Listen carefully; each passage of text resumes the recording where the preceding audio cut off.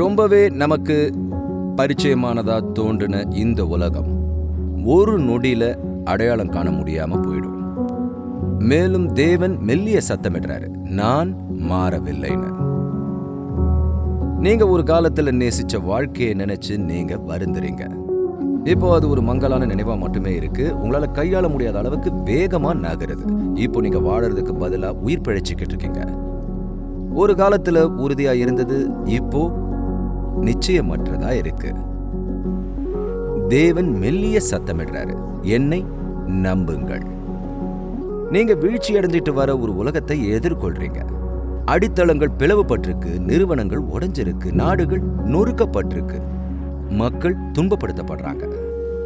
தேவன் மெல்லிய சத்தமிடுறாரு, பயப்படாதீங்கள்.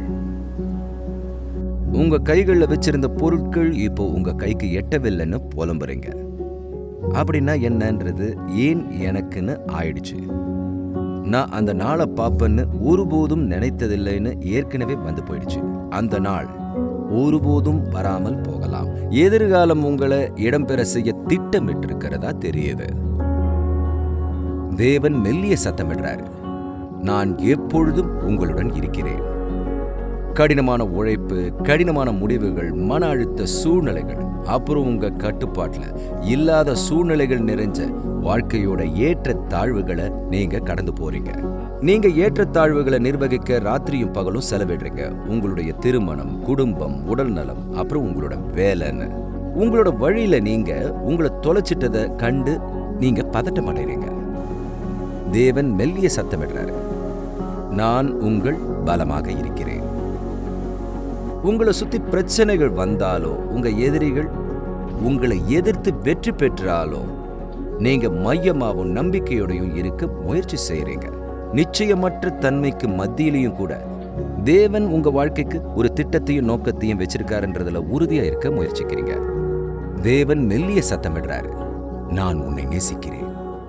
அதே போல இந்த உலகம் கொஞ்சம் பழக்கமானதா தெரியுது. தேவன் மெல்லிய சத்தமிடுறாரு, தொடருங்கள். அப்படின்னா நம்ம எப்படி தொடர்வது?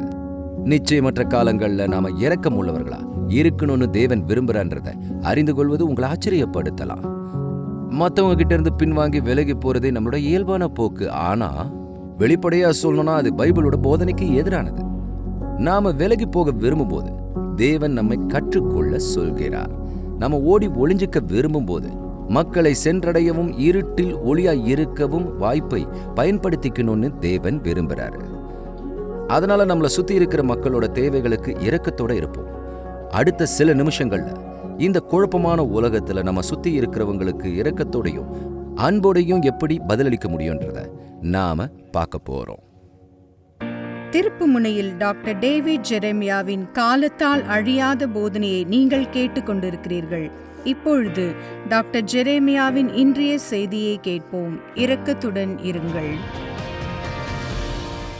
நாம எல்லாரும் கடந்து போற இந்த காலகட்டத்துல தனி நபர்களோட பேசும்போதும் அவங்களோட கதைகளை கேட்கும் போதும் நம்ம மக்கள் சிலர்கிட்ட நம்பிக்கையின்மை அப்புறம் வெறுப்புணர்வு அதிகரிச்சுட்டு வரதை பார்க்க முடியும்.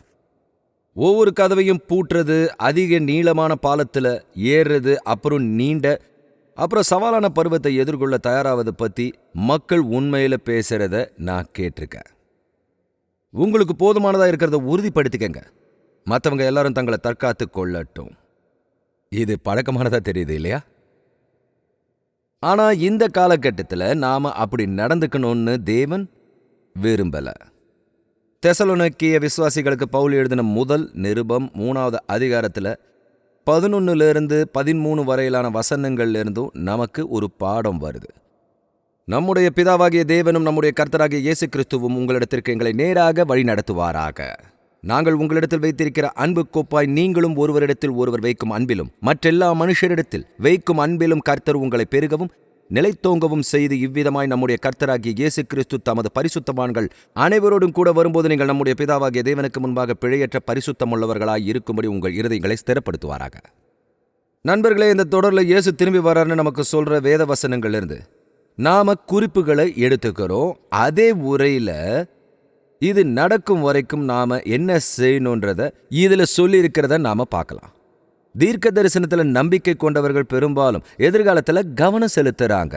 இன்னைக்கு எப்படி செயல்படணும்ன்றத தெரிஞ்சுக்க உதவுற தீர்க்க தரிசன வார்த்தை நமக்கு கொடுக்கப்பட்டிருக்குன்றத மறந்துடுறாங்க. மேலும் கர்த்தர் திரும்பி வராருன்னு நமக்கு சொல்ற புதிய ஏற்பாட்டுடைய பல வசனங்கள் நம்ம காத்திருக்கும் போது என்ன செய்யணுன்றதையும் நமக்கு எடுத்து விளக்கமா சொல்லுது. இப்போ நீங்க உங்க பைபிளை பார்த்தீங்கன்னா 13வது வசனத்தின் முடிவுல நம்மளோட பிதாவாகிய தேவனை பற்றியும் நம்முடைய கர்த்தராகிய இயேசு கிறிஸ்து தம்முடைய எல்லா பரிசுத்தவான்களோடும் வரும் நேரத்தை பத்தி பேசுறத உங்களால பார்க்க முடியும். அது எதிர்காலத்துல உபத்திரவத்தின் முடிவுல குமாரனாகிய கிறிஸ்து திரும்பி வரும்போதும் எல்லா பரிசுத்தவான்களும் அவருடன் வரும்போதும் ஆர்மகெதான் போரில் அவர் உலகத்தின் மீது வெற்றி பெறுவார்னு சொல்லுது. அவர் திரும்பி வருகிறார். தெசலோனிக்கேயால இருக்கிற விசுவாசிகளுக்கு பவுல் என்ன சொல்றாருன்னா, அவர் திரும்பி வருகிறார் என்ற உண்மையின் வெளிச்சத்தில் நீங்கள் தெரிந்து கொள்ள வேண்டியது இங்கே இருக்கிறது. இப்போ பவுலின் வார்த்தைகளுக்கு அடித்தளம் அமைக்க கடிதத்தின் சூழலுக்கும் அது எப்போ எழுதப்பட்டது ஏன்றதுக்கும் உங்களை திரும்பவும் நான் அழைச்சிக்கிட்டு போறேன். தெசலோனிக்கேயர் புத்தகத்தை நீங்க படிக்கும்போது பவுலின் மனதில் உண்மையிலேயே இருந்த விஷயங்கள்ல ஒன்று, அவர் இந்த மக்களை போய் பார்க்க விரும்பினார்ன்றது தெளிவாகுது. அவங்க சில சிரமங்களை எதிர்கொள்றாருன்றதை அறிஞ்சிருந்தாரு. மேலும் அவரு தனிப்பட்ட முறையில் அவங்கள போய் பார்க்க விரும்பினார். அதுதான் அவரோட விருப்பம். உண்மையில முதல் வசனத்தில் அவர் சொல்றாரு, நம்முடைய பிதாவாகிய தேவனும் கர்த்தராகிய இயேசு கிறிஸ்துவும் உங்களிடத்திற்கு எங்களை நேராக வழி நடத்துவாராக. நான் உங்களை முதல்ல பார்க்க விரும்புறேன்னு பவுல் சொல்றாரு. ஆனா அவர் போய் அவங்கள பார்க்க முடியாததற்கு ஒரு காரணம், அவர் எதிரியால் தடுக்கப்படுகிறார். 2வது அதிகாரத்தோட 18வது வசனத்தை கவனிங்க. வேதத்தை திருப்புங்கள். நாங்கள் உங்களிடத்தில் வர 2 தரம் மனதாயிருந்தோம். பவுலாகிய நானே வர மனதாயிருந்தேன். சாத்தானோ எங்களை தடை பண்ணினான். உங்களை எத்தனை பேர் தேவனுக்காக எதையும் செய்ய முயற்சிக்கும் போது சாத்தான் உங்களை தடுக்கிறான். அதாவது சாத்தான் அவனோட ஆட்களை தொந்தரவு செய்யறது இல்லை. அதனால நீங்க தடுக்கப்பட்டீங்கன்னா அது ஒரு வகையான மறைமுக பாராட்டு இல்லையா? கர்த்தருக்கு ஊழியம் செய்ய முயற்சிக்கிறவங்களை தடுக்க சாத்தான் விரும்புறான். மேலும் பெரிய அப்போஸ்தலனாகிய பவுல் கூட தெசலோனிக்கே விசுவாசிகளை பார்க்க போக விரும்பும் போது சாத்தானால தடுக்கப்பட்டாரு. ஆனா இந்த நிருபத்தோட எஞ்சிய பகுதியையும் பவுல் எழுதின மற்ற எல்லாத்தையும் நீங்க படிக்கும்போது அவர் இதை திரும்பவும் குறிப்பிடுறதை நீங்க ஒருபோதும் கேட்கல. தான் விரும்பினதை செய்ய முடியாத போது அதை கர்த்தர்கிட்ட ஒப்படைச்சிட்டு கர்த்தர் அதை சரி செய்ய அவர் அனுமதித்தார். நான் கண்டுபிடிச்சது இதுதான். நான் சொல்றதை கேளுங்க. பவுல் தெசலோனிக்கேயாவுக்கு போய் அந்த மக்களுக்கு நேர்ல ஊழிய செய்ய முடிஞ்சிருந்தா அவர் எழுதின இந்த கடிதங்கள் நம்மகிட்ட இருக்காது. சர்வ வல்லமையுள்ள தேவன் பவுலோட தடையை பயன்படுத்தி கிறிஸ்துவின் வருகையை பத்தி நமக்கு சொல்ற 2 அழகான கடிதங்களை அவர் நமக்கு கொடுத்திருக்காரு. அதை தான் அவர் அவங்க கிட்ட சொல்ல போறாரு. நம்ம காத்திருக்கும் போது என்ன செய்யணும்னு அவர் நமக்கு சொன்னாரு. அவர் நேர்ல போய் அவங்கள பார்க்க அனுமதிக்கப்பட்டிருந்தா அதுவே அவரோட செய்தியா இருக்கும். அதனால நம்மளோட ஏமாற்றங்களையும் கூட தேவன் எப்பவும் செயல்படுவாருன்னு உங்களை எத்தனை பேருக்கு தெரியும்? அவர் எல்லாத்தையும் கட்டுப்பாட்டில் வச்சிருக்காரு. அவர் அதை செயல்படுத்துவார். இது பொதுவா நம்ம எல்லாருடைய நன்மைக்காகவே. நாம அதை அவர்கிட்டயே விட்டுடணும். பவுல் அதை தான் செஞ்சாரு. அவர் அதை தனியா விட்டுட்டு தேவன் அதை செய்ய அனுமதிச்சாரு. அப்புறம் அவர் இந்த கடிதங்களை எழுதினாரு. அதை பெற்றிருப்பது நம்மளுடைய பாக்கியம். இப்ப பவுல் தெசலோனிக்கேயாவுக்கு போக விரும்பினதற்கான காரணம், அங்க இருக்கிற மக்கள் சில கடினமான காலங்களை கடந்து போனதுனால தான். தங்களோட விசுவாசத்துக்காக அவங்க துன்புறுத்தப்பட்டாங்க. அவங்க நம்ப முடியாத அழுத்தத்துல இருந்தாங்க. அவங்களுக்கு ஊக்கமளிக்கிற வார்த்தை தேவைன்றதை பவுல் அறிஞ்சிருந்தாரு. மேலும் அந்த வார்த்தையை அவங்க கிட்ட நேர்ல கொண்டு போக அவர் விரும்பினாரு. அவங்களோட கலாச்சாரத்தில் நாம இப்போ வாழற காலத்திலிருந்து முற்றிலும் வேறுபட்ட ஒரு காலகட்டத்தை அவங்க கடந்து போனாங்க. அவங்க கடினமான காலங்களில் இருந்தாங்க. அவங்களோட கலாச்சாரத்தையும் நம்மளோட கலாச்சாரத்தையும் நீங்க படிக்க ஆரம்பிக்கும் போது நீங்க கண்டுபிடிக்கிறது இதுதான். பெரும்பாலும் துன்புறுத்தப்படும் நபர் சுயநலவாதிகளாகவும் கடத்துபவர்களாகவும் மாறுறாங்க. நாம நம்ம பத்தி சிந்திக்க ஆரம்பிக்கிறோம். விஷயங்கள் நம்ம வழியில் நடக்கலன்னா நமக்கு ஒரு சின்ன பரிதாப விருந்துகள் இருக்கு இல்லையா? நிச்சயமா வாழ்க்கை நமக்கு என்ன செய்யுதுன்றது வாழ்க்கை நம்ம கிட்ட எதை பார்க்குதுன்றதை பொறுத்துது. ஏற்கனவே நம்மளை பாதிக்காத எந்த சூழ்நிலையும் அந்த மாதிரி செய்ய அனுமதிக்க முடியாது. பல வருஷங்களுக்கு முன்னால இங்க வந்தப்போ ஹென்ரி பிராண்ட் என்ற நபர் இங்க இருந்தாருன்றது நினைவு இருக்கு. அவர் வேற எதுக்கும் போறதுக்கு முன்னால அவர் 4 இல்லைனா 5 முறை மட்டுமே பேசுறத நான் கேள்விப்பட்டேன். ஆனா அவர் கற்பிச்ச ஒரு பாடத்தை நான் ஒருபோதும் மறக்க மாட்டேன். நீங்க யாருன்றதை யாராலையும் மாற்ற முடியாது. ஓ, அவர் என்ன கோவப்படுத்துறாருன்னு யாரிடமாவது சொல்லாதீங்க. இல்லைன்னு டாக்டர் பிராண்ட் சொல்றாரு. நீங்க ஏற்கனவே கோவமா இருக்கீங்க, அவங்க அதை உங்ககிட்ட இருந்து வெளியே கொண்டு வராங்க. அது உண்மைதானே? உங்களுக்குள்ள இல்லாததை யாராலையும் உருவாக்க முடியாது. இங்க நடக்கிறது அதுதான். அவங்க கிட்ட சரியான விஷயங்கள் இருந்தா இந்த மக்கள் சரியான வகையான மக்களாக இருக்க முடியும். ஆனா பவுல் அவங்க இல்லைன்றதை உணர்ந்து அவங்களை ஊக்குவிக்க விரும்புறாரு. இந்த மக்களுக்கு அவர் எழுதும்போது அவர் அவங்களுக்கு ஒரு பிரார்த்தனை அனுப்புறாரு. நாம இப்ப படிச்ச இந்த பகுதி உண்மையிலேயே ஒரு பிரார்த்தனை. அவர் சொல்றாரு, நம்முடைய பிதாவாகிய தேவனும் நம்முடைய கர்த்தராகிய இயேசு கிறிஸ்துவும் உங்களிடத்திற்கு எங்களை நேராக வழி நடத்துவாராக. கர்த்தர் மேலும் அவர் இந்த மக்களுக்காக ஜெபிக்கிறார். உங்ககிட்ட இந்த கேள்வியை கேட்கிற, நீங்க பவுலா இருந்தா தெசலோனிக்கேயர்கள் எந்த மன அழுத்தத்தில் வாழ்ந்தாங்கன்றதை நீங்க அறிஞ்சிருந்தா நீங்க என்ன வகையான ஜெபத்தை ஜெபிப்பீங்க? அவங்களோட அழுத்தத்தின் மத்தியில அவங்க பாதுகாக்கப்படணும்னு அவர் ஜெபிக்கிறாருன்றதை நம்ம படிக்காதது ஆச்சரியமா இருக்கு. இல்ல அழுத்தத்தின் கீழே நிக்க தேவன் அவங்களுக்கு ரொம்பவே தைரியத்தை தரணும்னு அவர் ஜெபிக்கணும். இல்ல கர்த்தராகிய ஆண்டவரே அவங்களை அழுத்தத்துல இருந்து வெளியே கொண்டு வாங்க, அவங்களை எங்கேயாவது வைங்க, அவங்களை காப்பாத்துங்க ஆண்டவரேன்னு ஜெபிக்கணும். ஆனா பவுல் அந்த விஷயங்கள்ல எதையும் ஜெபிக்கல. பவுல், ஆண்டவரே இவை அனைத்தின் மத்தியிலும் நீங்கள் செய்ய விரும்புவது இந்த மக்கள் ஒருவருக்கொருவர் அதிக அன்பாகவும் இரக்கமாகவும் எப்படி இருக்க வேண்டும் என்பதை சொல்லிக் கொடுக்க வேண்டும்னு ஜெபிக்கிறார். அவங்க அதிக இரக்கமுள்ள இதயங்களை வளர்த்து கொள்ள வேண்டும்னு அவர் ஜெபிக்கிறாரு. சில சமயங்களில் நம்ம இதயங்களை மென்மையாக்கவும் மற்றவங்களோட தேவைகளை பற்றி நமக்கு தெரியப்படுத்தவும் தேவன் நம்மளை அழுத்தத்துக்கு உள்ளாக்குறாருன்றது உங்களில் எத்தனை பேர் தெரிஞ்சு வச்சிருக்கீங்க? நாம அவர் அந்த மாதிரி செய்ய அனுமதிச்சா அதிலிருந்து கசப்பா இல்லை, மாறா சிறப்பாக வெளியே வரும். தெசலோனிக்கேயால இருக்கிற தன்னோட நண்பர்கள் அதிக இரக்கமுள்ள இதயங்களை வளர்த்துக்கணும்னு பவுல் அவங்களுக்காக ஜெபிக்கிறாரு. இப்ப முதல்ல இரக்கத்தின் சாராம்சத்தை கவனிங்க. அவர் சொல்றாரு, அன்பில் கர்த்தர் உங்களை பெருகவும் நிலைத்தோங்கவும் செய்வாராக. இந்த உலகம் மேலும் மேலும் குளிர்ச்சி அடையும் போது நாம மேலும் மேலும் கடினமாக ஆசைப்படுகிறோம். கிறிஸ்துவ பின்பற்றுபவர்களாகிய நாம மட்டுமே வழங்கக்கூடியது உலகத்துக்கு அதிகமாக தேவைப்படுது. நமக்கு இரக்கமுள்ள இருதயங்கள் இல்லைன்னாலும் சர்வ வல்லமையுள்ள தேவன் இரக்கமுள்ளவராய் இருக்காரு. சங்கீதம் 116:5 நம்முடைய தேவன் மன உருக்கமானவர் என்றும் புலம்பல் 3ஆம் அதிகாரத்தில் அவருடைய இரக்கங்களுக்கு முடிவில்லை, அவைகள் காலைதோறும் புதியவைகள், உமது உண்மை பெரிதாய் இருக்கிறது என்றும் நமக்கு சொல்கிறது. இரக்கத்தால நிறைஞ்ச ஒரு தேவன் நமக்கு இருக்காரு. அவருடைய இரக்கங்களுக்கு ஒருபோதும் முடிவில்லை. அது ஒவ்வொரு நாளும் புதியதாக தோன்றும். நாம எப்பவும் பெற வேண்டிய எல்லா கிருபையின் மன்னாவிலும் வேற யாராவது அதை அடைய நமக்கு தேவையான எல்லா மன்னாவிலும் சூரியன் ஒவ்வொரு காலையிலும் உதிக்கிறது. நமக்கு ஒரு இரக்கமுள்ள தேவன் இருக்காரு. ஜெபத்தை கவனிங்க. நீங்களும் ஒருவரிடத்தில் ஒருவர் வைக்கும் அன்பில் கர்த்தர் உங்களை பெருகவும் நிலைத்தோங்கவும் செய்வாராக. சில சமயங்கள்ல தேவன் மட்டுமே உங்களை அப்படி செய்ய வைக்க முடியும்னு உங்களை எத்தனை பேருக்கு தெரியும்? நீங்க மன அழுத்தத்தில் இருந்தால் விஷயங்கள் மோசமாயிடும். ஒருவேளை நீங்க தவறா நடத்தப்படுறீங்க, தவறா கையாளப்படுறீங்க, தவறா சித்தரிக்கப்படுறீங்கன்னா உங்களுக்கு இரக்கமுள்ள இதயம் இருக்கணும். தேவனால மட்டுமே அதை செய்ய முடியும். பவுல் அதற்காக தான் ஜெபிக்கிறார். தற்போதைய சூழ்நிலையை பொருட்படுத்தாமல் இந்த நபர்கள் ஒருவருக்கொருவர் அன்பு செலுத்த வேண்டும்னு அவர் ஜெபிக்கிறாரு. இப்போ அவர் பேசுற அன்புன்றது புதிய ஏற்பாட்டில் மட்டுமே சொல்லப்பட்ட ஒரு தனித்துவமான அன்பு. இது இன்றைய கலாச்சாரத்தில் நம்ம அடிக்கடி கேட்குற ஒரு வார்த்தை. இது அகாப்பே அன்பு. அகாப்பேன்றது ஒரு கிரேக்க வார்த்தை. மேலும் இது தேவனுக்கு மட்டுமே தெரிஞ்ச ஒரு வகையான அன்பை குறிக்கிற வார்த்தையா இருக்கு. அகாப்பே அன்பு, இதை நான் விளக்க முடியும். அன்பாகவே இருக்கும் மற்றும் பவுலுக்கு எதையும் எதிர்பார்க்காத ஒரு வகையான அன்பு. இது முற்றிலும் முற்றிலும் முழுமையாக சுயநலமற்ற அன்பாக இருக்கிறது. இது தேவன் நமக்கு காட்டிய அன்பு. அந்த அன்பை பத்தி பைபிளின் ரொம்பவே பிரபலமான வசனத்துல நாம படிக்கிறோம். தேவன் தம்முடைய ஒரே பேரான குமாரனை விசுவாசிக்கிறவன் எவனோ அவன் கெட்டு போகாமல் நித்திய ஜீவனை அடையும்படிக்கு அவரை தந்தருளி இவ்வளவாய் உலகத்தில் அன்பு கூர்ந்தார். நல்லா கவனிங்க. இந்த வகையான அன்பு ஒரு செயல்ல வெளிப்படுத்தப்படலைன்னா அதை நம்மளால கண்டுபிடிக்க முடியாது. உதாரணமா 1 யோவான் 4:9 நாம இந்த வார்த்தைகளை படிக்கிறோம். தம்முடைய ஒரே பேரான குமாரனாலே நாம் பிழைக்கும்படிக்கு தேவன் அவரை உலகத்தில் அனுப்பினதினால் தேவன் நம்மேல் வைத்த அன்பு வெளிப்பட்டது. தேவனின் அன்பு எப்படி வெளிப்படுத்தப்பட்டுச்சு? அவரு செய்ததன் மூலமாக. நான் சொல்றதை கேளுங்க நண்பர்களை, கவனமா கேளுங்க. அகாப்பே அன்பும் இரக்கமும் இது பெயர் சொற்கள் அல்ல, இது வினை சொற்கள். இது ஏதோ ஒன்ன நமக்கு விவரிக்கல, அது செயல் சார்ந்த வார்த்தைகள். அன்புன்றது நாம மற்றவங்களுக்காக செய்யற ஒரு செயல். இரக்கம்ன்றது தேவன் மீது இருக்கிற நம்முடைய அன்பினால மற்றவங்களை அணுகிற செயலாயிருக்கு. பவுல் தெசலோனிக்கேயால இருக்கிற மக்களுக்கு எழுதிய போது அன்பற்ற ஒரு கூட்டத்துக்கு அவர் எழுதலை. அவங்க ஏற்கனவே எப்படி நேசிக்கணும்னு அறிஞ்சிருந்தாங்க. அவங்க அன்பானவங்க. இன்னைக்கு நம்ம பலர் இதை கேட்டுக்கிட்டு இருக்கோம். போதகர் இதிலிருந்து நம்ம என்ன கற்றுக்கணும்னு அன்பான இதயம் இருக்கு.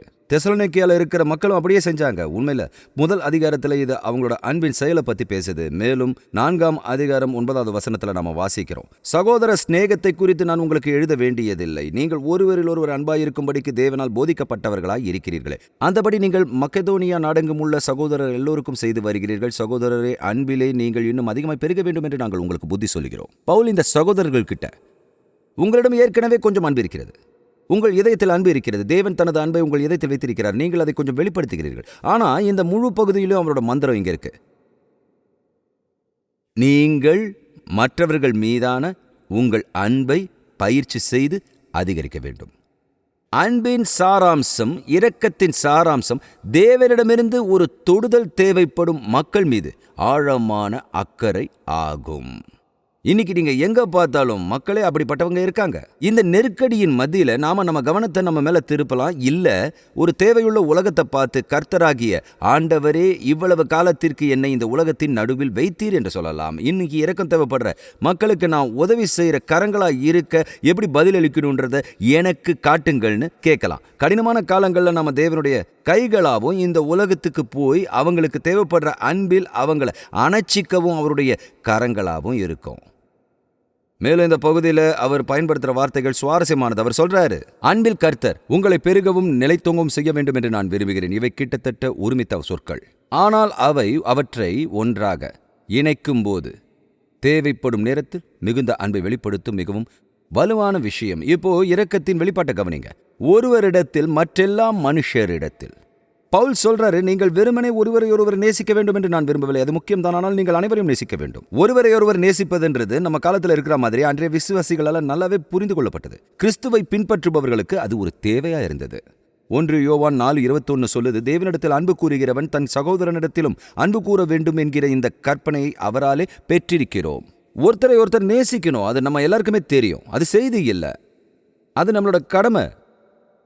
நாம் அதை செய்யணுன்றது மட்டும் இல்லை, அதை செய்யறதன் மூலமா நம்ம கிறிஸ்துவர்கள்னு எல்லாருக்கும் வெளிப்படுத்துறோம்னு பைபிள் சொல்லுது. நாம வெறுமனை சொல்றதன் மூலமா நம்ம கிறிஸ்துவர்கள்ன்றத மக்கள் அறிய மாட்டாங்கன்னு உங்களுக்கு தெரியுமா? நம்ம சபைக்கு வரதுனால இல்லை, ஒரு பெரிய பைபிளை கையில ஏந்திட்டு போறதுனால இல்லை, நம்ம கிறிஸ்துவர்கள்னு தேர்ச்சி பெற்றிருக்கிறதுனால இல்லை, அந்த மொழி முழுவதும் பேச முடியுன்றதுனாலையும் இல்லை. நாம ஒருத்தருக்கொருத்தர் அன்பா இருக்கிறதுனால தான் நம்ம கிறிஸ்துவர்கள்ன்றத மக்கள் அறிவாங்க. யோவான் 13:35 சொல்றது இதுதான், நீங்கள் ஒருவரில் ஒருவர் அன்புள்ளவர்களாக இருந்தால் அதனால் நீங்கள் என்னுடைய சீஷர்கள் என்று எல்லோரும் அறிந்து கொள்வார்கள்னு சொன்னார். மக்கள் கலாச்சாரத்தை பார்த்து கிறிஸ்துவர் யாருன்றதை கண்டுபிடிக்க விரும்பும்போது கிறிஸ்துவின் சரீரத்தில் ஒருவருக்கொருவர் நாம காட்டுற இரக்கத்தின் அடிப்படையில் நம்மை ஆராய அவங்களுக்கு உரிமை உண்டுன்னு பைபிள் சொல்லுது. அது சுவாரஸ்யமா இருக்கு இல்லையா? நாம அந்த தோரணையில் தான் சுற்றி நடக்கிறோம். நாம என்ன வகையான கிறிஸ்துவர்கள்ன்றத எல்லாரும் அறியணும்னு நாம விரும்புகிறோம். பெரும்பாலான நேரங்களில் நம்மளோட கிறிஸ்துவம் யாரோ ஒருத்தருக்கு சேவை செய்கிறது, கால்களை கழுவுறது, வேற யாரும் தொடாத பிரச்சனைகளை அவங்களுக்கு உதவி செய்யறதுன்னு வெளிப்படுத்தப்படுது. பவுல் ஒருவரையொருவர் அன்பாயிருங்கள்னு சொல்லி முடிச்சிருந்தா தெசலோனிக்கேயர்களோடையும் நம்மில் பலரோடையும் இப்போ அவர் சம்மதிச்சிருப்பாரு. ஆனா நீங்க அதை படிக்கும்போது உங்களை ரொம்பவே பாதிக்க செய்யற ஒரு சின்ன சொற்றொடரை அவர் அங்கே எழுதுறாரு. நீங்களும் ஒருவரிடத்தில் ஒருவர் வைக்கும் அன்பிலும் மற்றெல்லா மனுஷரிடத்தில் வைக்கும் அன்பிலும் கர்த்தர் உங்களை பெருகவும் நிலைத்தோங்கவும் செய்வாராக. தெசலோனிக்கேயர்களை பொறுத்த வரைக்கும் ஒருவரிடத்தில் ஒருவர்ன்றது அவங்கள கொடூரமா நடத்தின எல்லாரையும் உள்ளடக்கினது. நமக்கு பிடிக்காத மக்களை நாம நேசிக்கணும். நாம தேவனிடம் அன்பால நிரப்பப்பட உதவுமாறு கேட்கணும். இதனால நம்ம எல்லாரையும் நேசிக்க முடியும். மேலும் இங்க அந்த வசனம் சொல்லுது, கிறிஸ்து நம்மில் ஒருவராக இருப்பவர்களுக்கு மட்டுமல்ல, அனைவருக்கும். நீங்க வேலை செய்யற இடத்துல உங்களை விமர்சித்து உங்களோட விசுவாசத்தின் காரணமா உங்களை கேலி செய்பவர்கள் கிட்ட நீங்க அவங்களை நேசிக்கணும். பைபிள் சொல்றது இதுதான். அதனால தேவன் நம்ம எல்லாரையும் இரக்கமுள்ளவர்களா மாற்ற விரும்புறாரு. இப்போ அதோட சாராம்சம் நம்ம கிட்ட இருக்கு. ஒருவரை ஒருவர் நேசித்து அன்பில் அதிகமாக பெருக வேண்டும். அதோட வெளிப்பாடு நம்ம கிட்ட இருக்கு. ஒருவரை ஒருவர் நேசிக்கணும். இப்போ அதோட உதாரணத்தை சுருக்கமா பார்க்கலாம். இந்த வசனத்தோட அடுத்த பகுதியில பவுல் உண்மையிலேயே ஆச்சரியமான ஒன்ன சொல்றாரு. கர்த்தர் உங்களை ஒருவருக்கொருவர் மற்றும் அனைவரிடமும் அன்பை அதிகரிக்க செய்வாராக. இப்போ இந்த சின்ன சொற்றொடரை பாருங்க, நாங்கள் உங்கள் மேல் வைத்தது போலவே. பவுல் சொல்றாரு, இதை எப்படி செய்யறதுன்னு நீங்க தெரிஞ்சுக்க விரும்புறீங்களா? அதை எப்படி செய்யறதுன்னு நான் உங்களுக்கு காட்டுறேன். நீங்க மற்றவங்களை நேசிக்க வேண்டிய விதம், நாங்க உங்களை நேசித்த விதம் போல. பவுல் தெசலோனிக்கே போனப்போ அவர் உடனடியாக ஏத்துக்கப்படல. ஆனா அவர் அங்க போனாரு. அவர் இந்த மக்களை நேசிச்சாருன்ற எண்ணத்தை நீங்க பெறணும். நீங்க இப்போ உங்க பைபிள்களை எடுத்து முதல் அதிகாரத்துக்கு திருப்பினா பவுல் அவங்க கிட்ட தன்னோட அன்பை வெளிப்படுத்த செஞ்ச சில விஷயங்களை நான் உங்களுக்கு காட்டுறேன். 1வது அதிகாரம் 4வது வசனத்துல சொல்றாரு, உங்கள் எல்லோருக்காகவும் எப்பொழுதும் தேவனை ஸ்தோத்தரிக்கிறோம். தெசலோனிக்கேயில இருக்கிற மக்களுக்காக அவர் தேவனுக்கு நன்றி செலுத்துறாரு. அடுத்தது, நாங்கள் எங்கள் ஜெபங்களில் உங்களை குறித்து விண்ணப்பம் பண்ணி. ஒருவர் உங்களுக்காக தேவனுக்கு நன்றி செலுத்தும் போதும் ஜெபிக்கும் போதும் உங்களை அந்த நபர் நேசிக்கிறார்ன்றதை தெரிஞ்சுக்கணும். அவர் 2வது அதிகாரம் 2வது வசனத்துல சொல்றாரு, உங்களுக்கு தெரிந்திருக்கிறபடி முன்னே பிலிப்பி பட்டணத்திலே நாங்கள் பாடுபட்டு நிந்தை அடைந்திருந்தோம், வெகு போராட்டத்தோடே தேவனுடைய சுவிசேஷத்தை உங்களுக்கு சொல்லும்படி. அடுத்து அவர் என்ன செஞ்சாரு? அவர் அவங்களுக்கு சுவிசேஷத்தை பிரசங்கிச்சாரு.